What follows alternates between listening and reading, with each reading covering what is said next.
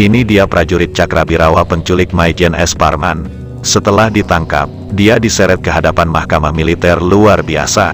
Dia pun kemudian menjalani hukuman 5 tahun dia mendekam di penjara karena terlibat dalam penculikan Maijen S. Parman. Maijen S. Parman yang dimaksud adalah Maijen Siswondo Parman, asisten 1 intelijen Menteri Panglima Angkatan Darat ketika itu. Dia adalah salah satu jenderal yang menjadi korban penculikan dan pembunuhan komplotan G30 SPKI pada dini tanggal 1 Oktober tahun 1965. Sang jenderal yang ketika itu masih Jenderal Bintang 2, dijemput paksa gerombolan pasukan Cakrabirawa pada dini hari tanggal 1 Oktober tahun 1965 dari rumahnya. Dengan berseragam militer lengkap dengan pangkat Bintang 2 di pundak, Maijen S. Parman dibawa gerombolan penculiknya ke Lubang Buaya yang jadi basis komplotan gerakan 30 September. Di Lubang Buaya, Maijen S. Parman dibunuh bersama dengan 2 jenderal TNI AD lainnya yang berhasil diculik dalam keadaan hidup, yakni Maijen Raden Suprapto dan Brigjen Sutoyo Siswomiharjo. Ikut dibunuh Letu Pierre Tendean, perwira pertama TNI AD yang merupakan ajudan Jenderal Abdul Haris Nasution. Letu Pierre Tendean dibawa komplotan G30 SPKI karena disangka Jenderal Nasution yang jadi target penculikan sebenarnya. Di Lubang Buaya, Tendean juga akhirnya dibunuh. Kelak, saat dimakamkan, seluruh korban penculikan dan pembunuhan komplotan G30 SPKI dinaikkan pangkatnya 1 tingkat secara anumerta. Maijen S. Parman dinaikkan pangkatnya menjadi Letnan Jenderal Anumerta. Nah, salah seorang prajurit Cakrabirawa yang ikut serta dalam penculikan itu bernama Buntoro. Cakrabirawa sendiri ketika itu adalah pasukan elit pengawal Presiden Soekarno atau kalau sekarang Pas Pampres. Saat ikut menculik Maijen S. Parman, Buntoro bisa dikatakan prajurit pangkat rendahan di Cakrabirawa. Dikutip dari buku Saksi dan Pelaku Gestapo, pengakuan para saksi dan pelaku sejarah gerakan 30 September tahun 1965, sebagai seorang prajurit rendahan, panggilan tugas untuk menjadi anggota pasukan Cakrabirawa ketika itu merupakan sebuah anugerah.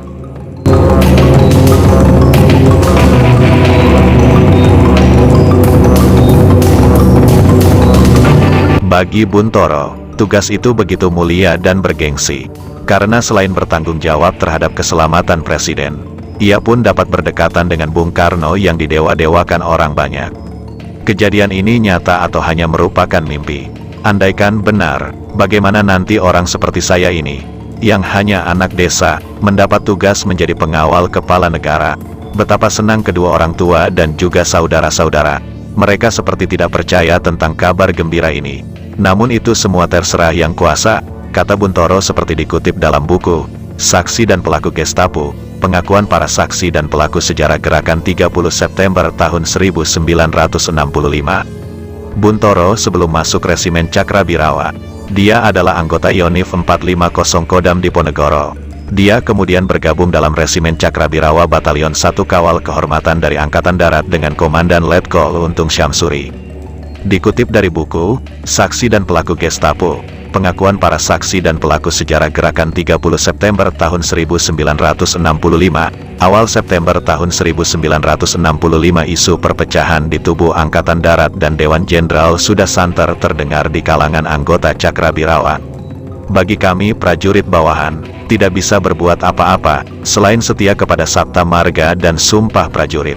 Apalagi sebagai Cakrabirawa yang mengamankan kepala negara beserta keluarganya.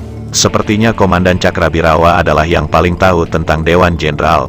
Kami para prajurit hanya melaksanakan perintah harian untuk mengamankan kepala negara beserta keluarganya, kata Buntoro.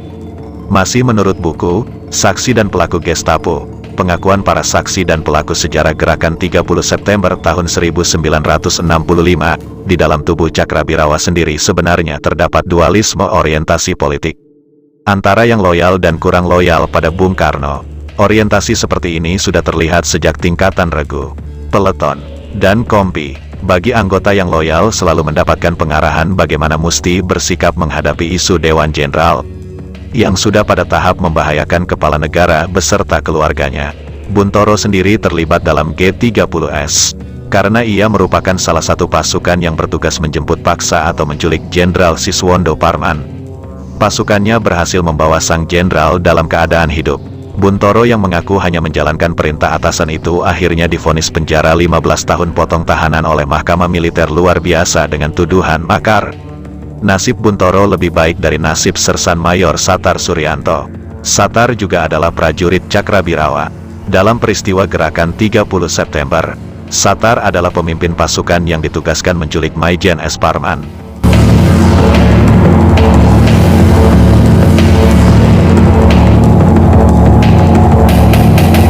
Patrick Matanasi dalam artikel berjudul, Kematian Para Prajurit Cakrabirawa Setelah Subuh Maut tanggal 1 Oktober tahun 65, yang dimuat di tirto.id, menyebut Satar Suryanto adalah pemimpin pasukan penculik Jenderal S. Parman. Ketika melakukan penculikan terhadap Maijen Siswondo Parman, Satar Suryanto masih tercatat Komandan Peleton 2 Kompi C Batalion Kawal Kehormatan Cakrabirawa. Saat itu pangkat Satar Sersan Mayor.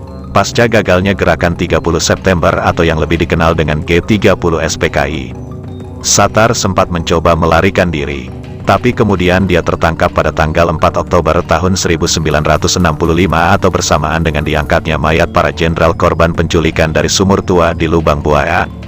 Setelah ditangkap, Satar diseret ke hadapan Mahkamah Militer pada tanggal 29 April tahun 1971. Satar dijatuhi hukuman mati oleh Mahkamah Militer Distrik Jakarta. Satar Suryanto sempat mengajukan banding atas vonis hukuman mati yang diterimanya.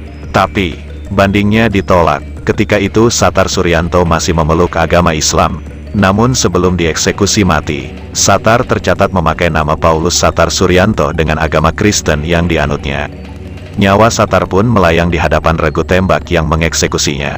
Nasib tragis juga dialami oleh Anastasius Buang. Mengutip artikel berjudul, Pasukan Cakrabirawa Menghadapi Parade Kematian, yang ditulis Patrick Matanasi yang dimuat di situs tirto.id, Anastasius Buang adalah prajurit yang membunuh Jenderal Parman di Lubang Buaya. Jenderal Parman dibunuh dengan cara ditembak dari belakang oleh Anastasius Buang atas perintah Sersan II Sulaiman. Ketika itu, Anastasius Buang pangkatnya prajurit kepala. Setelah menembak Jenderal Parman dari belakang, Anastasius Buang kembali menembak Jenderal Intel itu dengan 3 tembakan. Setelah itu tubuh Jenderal Parman dibuang ke dalam lubang buaya.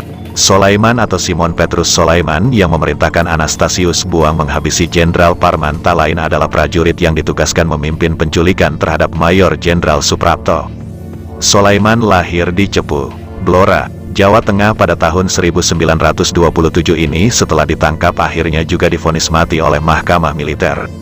Dia meregang nyawa di hadapan regu tembak pada bulan Februari tahun 1990.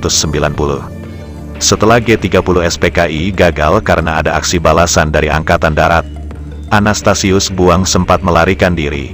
Tapi dia juga akhirnya bisa diringkus. Seperti para pelaku penculikan para jenderal, Anastasius Buang juga kemudian diseret ke Mahkamah Militer untuk mempertanggungjawabkan perbuatannya. Dia oleh Hakim Mahkamah Militer dijatuhi vonis hukuman mati. Setelah sekian lama mendekam di dalam penjara, pada bulan September tahun 1989, Anastasius Buang si pembunuh Maijen S. Parman di Lubang Buaya ini diketemukan mati secara misterius.